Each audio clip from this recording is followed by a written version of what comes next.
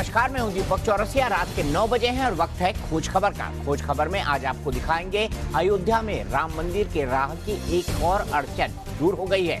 बात करेंगे नागरिकता संशोधन बिल पर बांग्लादेश के बेमतलब की टिप्पणी की और दिखाएंगे क्या है बांग्लादेश में हिंदुओं का हाल। फिर रात 9:27 पर हमारी खास पेशकश में होगी पड़ताल कि आखिर नागरिकता संशोधन बिल पर असम क्यों है बेचैन। लेकिन पहले एक नजर देश और दुनिया की कुछ अहम खबरों पर।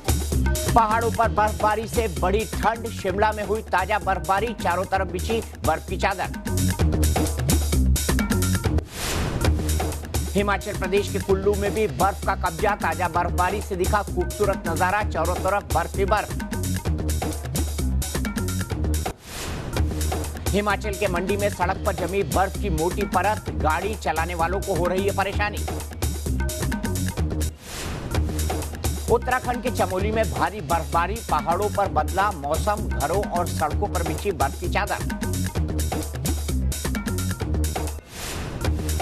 उत्तरकाशी से भी बर्फबारी की तस्वीरें सामने आई, बर्फ की मोटी चादर से ढक गए मकान और सड़कें। भारी बर्फबारी से जमी केदार घाटी, मंदिर परिसर और आसपास के इलाकों में पारा -10 से नीचे गिरा। जम्मू कश्मीर और लद्दाख में अगले 48 घंटे के लिए ऑरेंज अलर्ट जारी, भारी बारिश और बर्फबारी की चेतावनी। दिल्ली एनसीआर में बदला मौसम का मिजाज, कई इलाकों में हल्की बारिश, स्मॉग से मिल सकती है लोगों को राहत। अर्थव्यवस्था के मोर्चे पर इमरान को दोहरा झटका, दिसंबर में खुदरा महंगाई दर बढ़ी, औद्योगिक उत्पादन दर में भी आई गिरावट। पुणे में शरद पवार के जन्मदिन पर एनसीपी कार्यकर्ताओं की अनोखी सौगात, 80 पैसे प्रति किलोग्राम बेचा प्याज। प्याज की बढ़ती कीमतों से मुंबई से सटे ठाणे के व्यापारी परेशान, प्याज पर चोरों की नजर, प्याज की चोरियों की निगरानी की जा रही है। देश में अब भी कई जगह प्याज के दाम 100 रुपए किलो के पार, इंदौर में प्याज के दामों में 20 रुपए की गिरावट। निर्भया गैंगरेप के दोषियों की कल दिल्ली के पटियाला हाउस कोर्ट में वीडियो कॉन्फ्रेंसिंग के जरिए होगी पेशी। निर्भया केस के आरोपी अक्षय ने सुप्रीम कोर्ट में लगाई पुनर्विचार याचिका, 17 दिसंबर को 3 जजों की बेंच करेगी सुनवाई। कर्नाटक के बेलगावी में कोर्ट के बाहर रेप के आरोपी की पिटाई, युवक पर 6 साल की मासूम बच्ची से दुष्कर्म का आरोप। अयोध्या मामले पर 5 जजों की संविधान पीठ का फैसला, सभी 18 पुनर्विचार याचिकाएं खारिज। सुप्रीम कोर्ट ने हैदराबाद एनकाउंटर की जांच के दिए आदेश, 3 सदस्यों के कमीशन का गठन, 6 महीने में मांगी रिपोर्ट। लाहौर के अस्पताल पर वकीलों के हमले में 5 मरीजों की मौत, पीएम इमरान खान के भतीजे हसन नियाजी ने कराया था अस्पताल पर हमला। पंजाब और केरल के मुख्यमंत्रियों ने सीएबी लागू करने से किया इनकार, अमरिंदर सिंह ने बिल को बताया असंवैधानिक। पश्चिम बंगाल और नॉर्थ ईस्ट के कई इलाकों में नागरिकता बिल का विरोध जारी, कोलकाता में छात्रों ने निकाला प्रोटेस्ट मार्च। नागरिकता बिल पर पीएम मोदी का ट्वीट, असम के भाई बहनों को चिंता करने की जरूरत नहीं, असम के लोगों का अधिकार कोई नहीं छीन सकता। शरणार्थियों के बीच पहुंचा न्यूज नेशन, दिल्ली के मजनू का टीला में लोगों ने नागरिकता बिल पास होने की मनाई खुशी। मजनू के टीला में रहने वाली महिलाएं और बच्चे खुशी से झूमे, पीएम मोदी के लिए गाना गाया।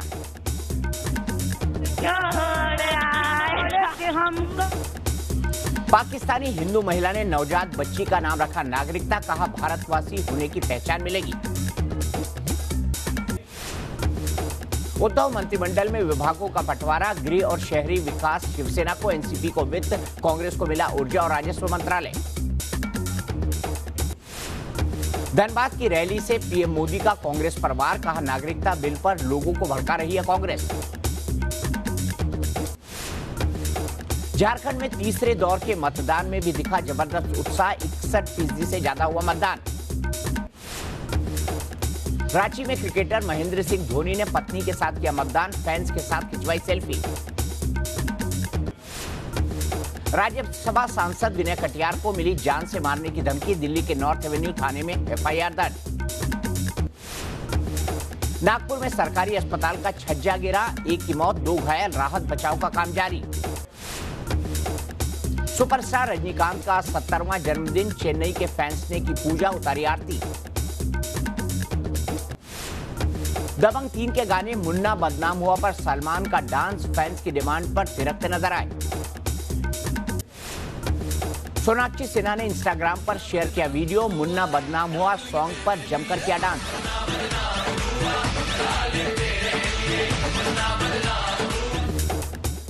और अब खबरें विस्तार से। अयोध्या में राम मंदिर का रास्ता लगभग साफ हो गया है। सुप्रीम कोर्ट में दाखिल सभी पुनर्विचार याचिकाएं खारिज कर दी गई। बंद चैम्बर में 5 जजों की संवैधानिक बेंच ने 18 अर्जियों पर सुनवाई की और सभी याचिकाएं खारिज कर दी।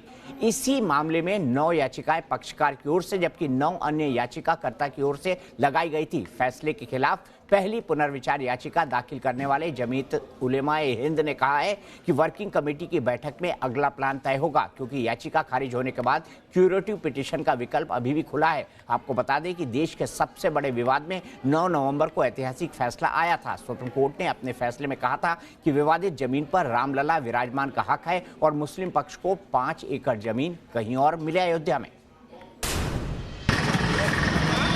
अयोध्या में राम मंदिर निर्माण पर बड़ी अड़चन भी दूर हो गई। सबसे बड़ी अदालत में न तो जमीयत की दलीलें टिक पाईं और न ही निर्मोही अखाड़े के दावे में दम दिखा।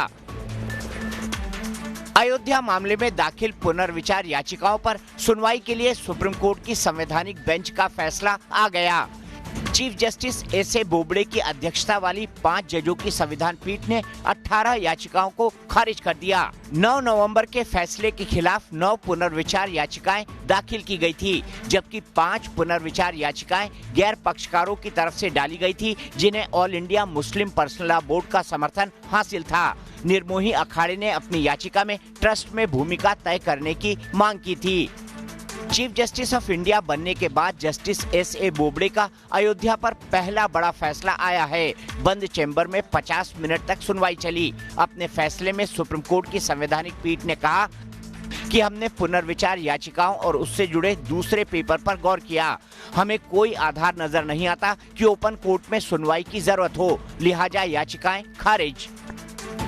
दरअसल संविधान का अनुच्छेद 137 सुप्रीम कोर्ट को यह अधिकार देता है कि वो अपने ही फैसले की दोबारा समीक्षा कर सके। पुनर्विचार याचिका के नियमों के तहत इसे फैसला आने के 30 दिन के भीतर दाखिल करना होता है। इस याचिका में ये बताना होता है कि क्या कोर्ट के फैसले में कोई बुनियादी कमी है, क्या कानून से जुड़े किसी अहम बिंदु की अनदेखी की गई या उसकी गलत व्याख्या की गई, क्या जो फैसला दिया गया वो अदालत के अधिकार क्षेत्र के बाहर का था।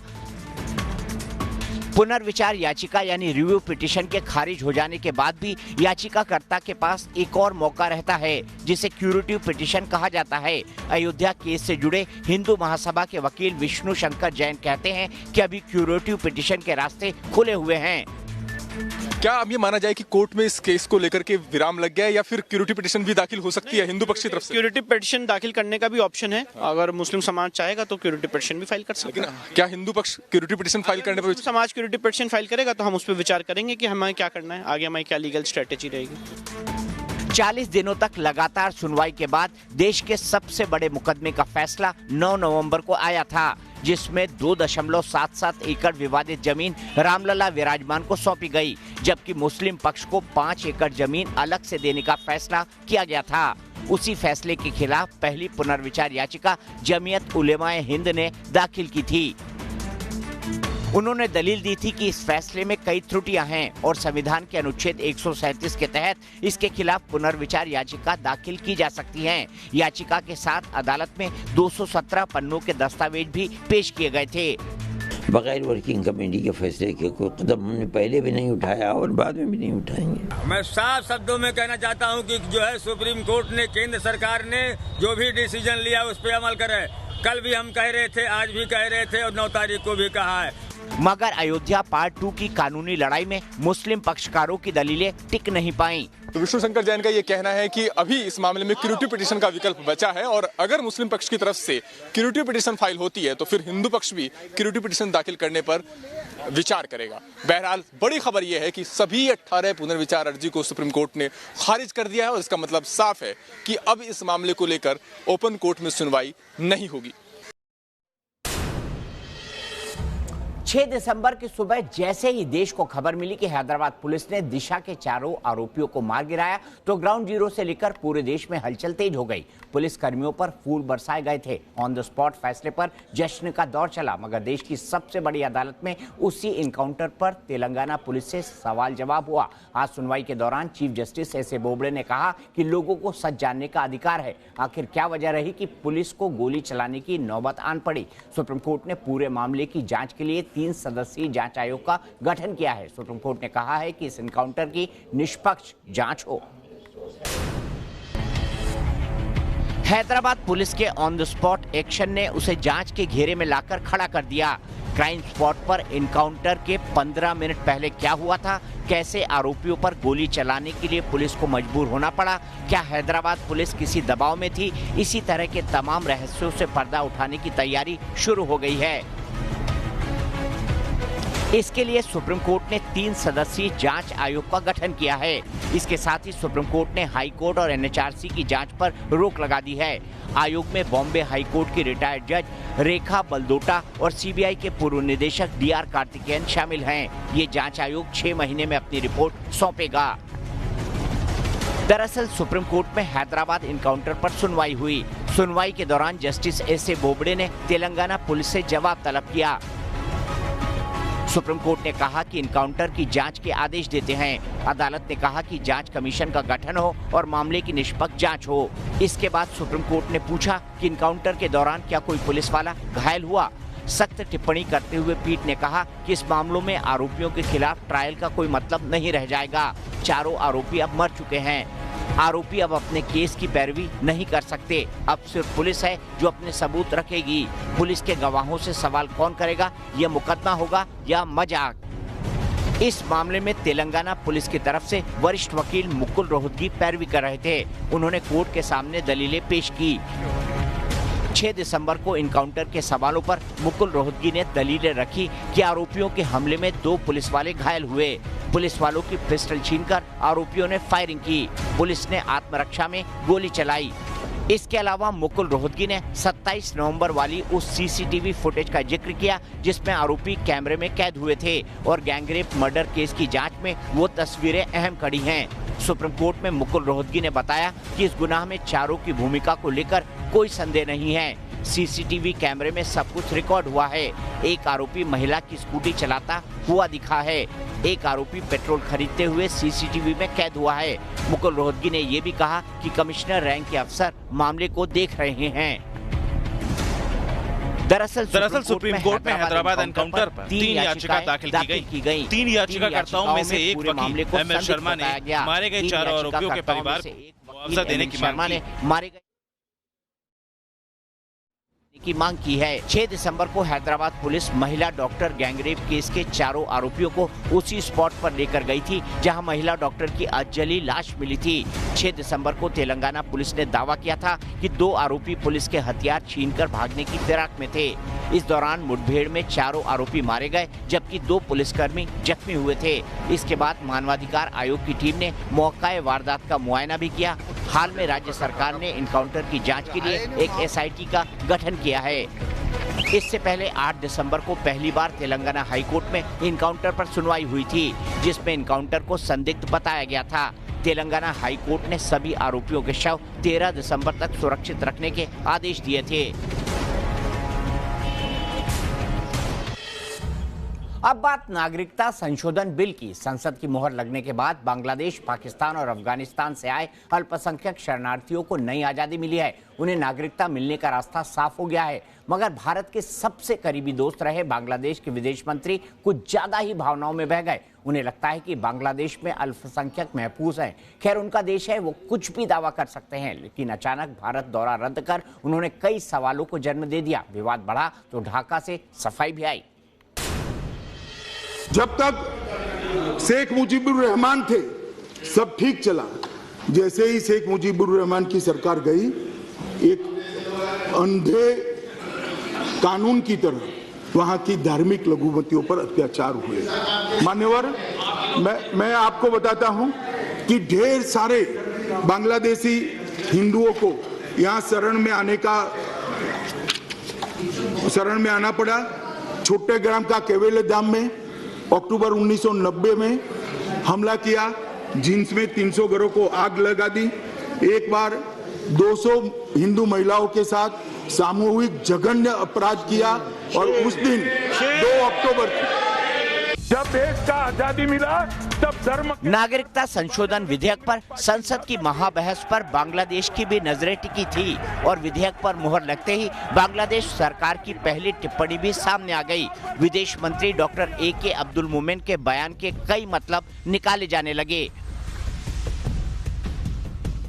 दुनिया में कुछ ही देश ऐसे हैं जहां सांप्रदायिक सौहार्द बांग्लादेश से बेहतर हो। अगर अमित शाह कुछ महीने हमारे देश में ठहरेंगे तो उन्हें ये नजर आएगा। भारत में पहले ही कई समस्याएं हैं, इनके साथ मिलकर लड़ना होगा। बांग्लादेश भारत को अपना दूसरा घर मानता है क्योंकि 1971 युद्ध की तारीखें गवाह है कि भारत ने किस तरह पापी पाकिस्तान की बेड़ियों से पूर्वी पाकिस्तान को आजाद कराया था और बांग्लादेश का उदय हुआ था। खुद बांग्लादेश की प्रधानमंत्री शेख हसीना का भारत से गहरा नाता है। साल 1975 से 1981 तक शेख हसीना दिल्ली में ही रुकी। बांग्लादेश के बंगबंधु शेख मुजीबुर रहमान की हत्या के बाद हसीना अपने परिवार के साथ दिल्ली के पंडारा पार्क इलाके में रुकी थी। न जाने कितनी कहानियां भारत और बांग्लादेश के बीच सिमटी हैं, मगर अल्पसंख्यकों के पलायन का मसला उठा तो विदेश मंत्री डॉक्टर AK अब्दुल मोमेन को ज्यादा ही चुभ गया। उन्होंने पहले बयान दिया, फिर भारत दौरा भी रद्द कर दिया। उन्होंने 13 दिसंबर को छठे इंडियन ओशियन डायलॉग में शामिल होने के लिए दिल्ली पहुंचना था। कूटनीति की दुनिया में बांग्लादेश के इस कदम को तल्खी के तौर पर देखा जाने लगा। विवाद बढ़ता देख खुद बांग्लादेश के विदेश मंत्री को सफाई भी देनी पड़ी। मुझे बांग्लादेश के विजय दिवस से जुड़े कार्यक्रमों में शामिल होना है, इसलिए दिल्ली दौरा रद्द कर दिया। हमारे राज्य मंत्री मैड्रिड और विदेश सचिव भी नीदरलैंड गए हैं। जहां तक हम भारत बांग्लादेश का संबंध है, हमारे संबंध बहुत ही मजबूत है, प्रगाढ़ है। और जैसा दोनों देशों के नेताओं ने बार बार कहा है कि अभी हमारा रिश्ते का जो सोनाली अध्याय है उसके हम बीच में हैं, रिश्ते बड़े अच्छे हैं, मधुर हैं। मुझे नहीं लगता कि इससे ज़्यादा इस कैंसिलेशन में इससे ज़्यादा कुछ ज़्यादा पढ़ने की ज़रूरत है। भले ही नागरिकता संशोधन बिल में पाकिस्तान और अफगानिस्तान के साथ बांग्लादेश के अल्पसंख्यकों को तरजीह दी गई हो, मगर सरकार ने साफ किया है कि मौजूदा शेख हसीना सरकार अब माहौल ठीक करने में जुटी हुई है। TAB को लेकर भारत और बांग्लादेश के रिश्तों में तल्खियां साफ दिखाई दे रही हैं। हालांकि बांग्लादेश के विदेश मंत्री के भारत दौरे के रद्द होने के पीछे वजहें कुछ और बताई जा रही हैं, लेकिन बांग्लादेश में अल्पसंख्यकों की सुरक्षा के मुद्दे पर दोनों ही देशों के बीच मतभेद साफ साफ उभर कर सामने दिख रहे हैं।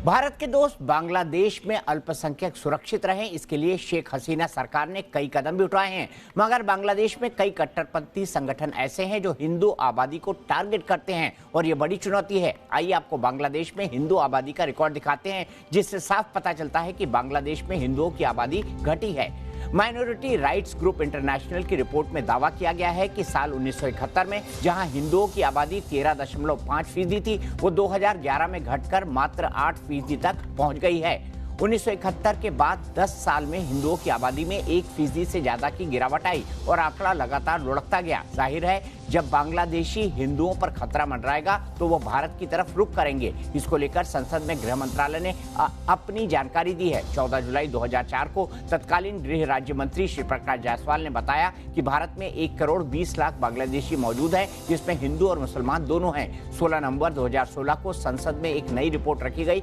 जिसमें यह संख्या 2 करोड़ बताई गई। 31 दिसंबर 2014 तक 1,03,817 हिंदू शरणार्थी भारत आ चुके हैं, जिन्हें अब नागरिकता संशोधन विधेयक से नागरिकता मिल जाएगी।